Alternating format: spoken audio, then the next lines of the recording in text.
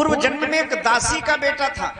मेरी माँ जो थी ना, लोगों के घर में चौका बर्तन का काम करती थी।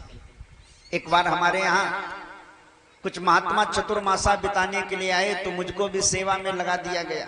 मैंने महात्मा जी का साथ किया, उनकी भजन पूजन में सहयोगी बना, समिधाए लाता, पुष्प लाता और उनके भोजन की व्यवस्था करता। और वो जब भोजन प्रसाद पाले तो जो जूठा बच जाए थोड़ा प्रसाद में, वो मैं भी पालूं। उनके बर्तन इत्यादि धुला तो संग का ऐसा रंग लगा, वो 4 महीने कितनी जल्दी बीत गए समझ में न पाए। लेकिन मेरे मन में उन संतों का दर्शन, स्पर्श, उनका पूजन, भजन, मनन, चिंतन देख करके मन में ऐसा लगा, हो न हो मैं भी अपने जीवन में साधुत्व को धारण कर लूं, मैं भी साधना में लग जाऊं, महात्मा बन जाऊं। ये संग का रंग है। तो नियम भी कहता भैया जैसा संग करोगे वैसा रंग लग जाएगा। बीड़ी पीने वाले का साथ करो तो आज नहीं तो 2-4 दिन में लत लगा ही देगा, कहेगा अरे एक फेंक ले लो क्या बिगड़ने वाला। मसाला खाने वाले का साथ करो 2-4 दिन में तो खिला ही देगा। 2 दाने खिलाएगा, फिर 4, फिर आधी, फिर कहेगा तुम भी खाओ हमें भी खिलाओ। ऐसे सारा संग का रंग है। नारद जी ने कहा मैंने साधुओं का संग किया, तो जब महात्मा लोग जाने लगे तो मैंने कहा हमको भी अपने साथ में ले जाओ। महात्माओं ने कहा बेटा सबसे पहले तुम्हारे जीवन में माँ की सेवा है। और देखो ना तेरा पिता है नहीं, इकलौता तो अपने माँ का पुत्र है, बुढ़ापे का सहारा है तेरी माँ का तो बुढ़ापे का सहारा है। इसलिए माँ की सेवा कर, और माँ जब न रहे तब मेरे पास आ जाना।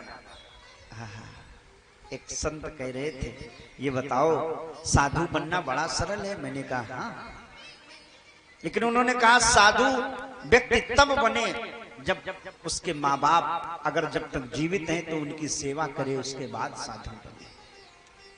क्योंकि पहला जो हमारे जीवन में कर्ज है माँ और पिता का, उस कर्ज से भी निवृत्ति पानी है। तो नारद जी ने कहा मैं महात्माओं से बोला तब तक मैं करूं क्या, ये मन भटक रहा है, शांत कैसे हो, भजन में लगने के लिए बार बार लालायित हो रहा है। तो महात्माओं ने एक मंत्र दे दिया। अब वो ऐसा मंत्र दिया जिस मंत्र का मैं जप करने लगा। उन महात्माओं ने कहा भैया इस मंत्र का जप करना। नमो भगवते तुभ्यं वासुदेवाय धीमहि प्रद्युम्नाय निरुद्धाय नमः संकर्षणाय च।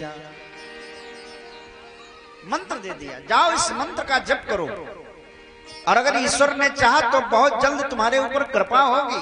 महात्मा तो चले गए, लेकिन मेरे मन में लगा कि हो न हो इन माँ जी अगर मेरी आज जीवित न होती तो मैं भी महात्मा लोगों के साथ महात्मा बन जाता।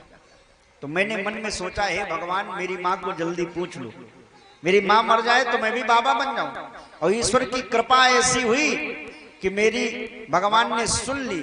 एक दिन मेरी माँ गाय दूहने जा रही थी, रास्ते में किसी सर्प ने काट लिया, मेरी माँ मर गई। और जब मेरी माँ मर गई तो मैं बड़ी प्रसन्न हो गई, अंदर से बहुत खुश हुआ, बाहर से थोड़ा रोना भी पड़ा। चूंकि ऐसा है कि अगर बाहर से हंसेंगे तो लोक रीति में लोग कहेंगे देखो माँ मर गई फिर भी हंस रहा है।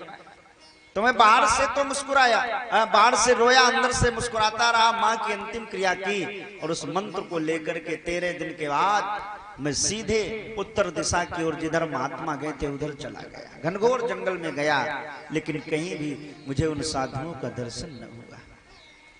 अंत तो गत्वा मैं बैठ गया एक बटवृक्ष के नीचे, ध्यान लगाने लगा कि अभी उस मंत्र का लाभ जप कर लूं। ध्यान में एक क्षण के लिए वो भगवान की बाकी झांकी दिखाई पड़ी, और जैसे ही वो मैंने झांकी देखी मेरा मन उस झांकी को देख करके इतना आनंदित हो गया, ऐसा लगा हो न हो इस व्यक्ति से मिलना परम आवश्यक है।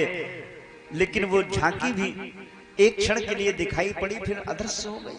मैंने लाख प्रयास किया, लाख मैंने समाधि लगाने का प्रयास किया, लेकिन वो झांकी मुझे न दिखाई पड़ी। मन ठहर न पाया।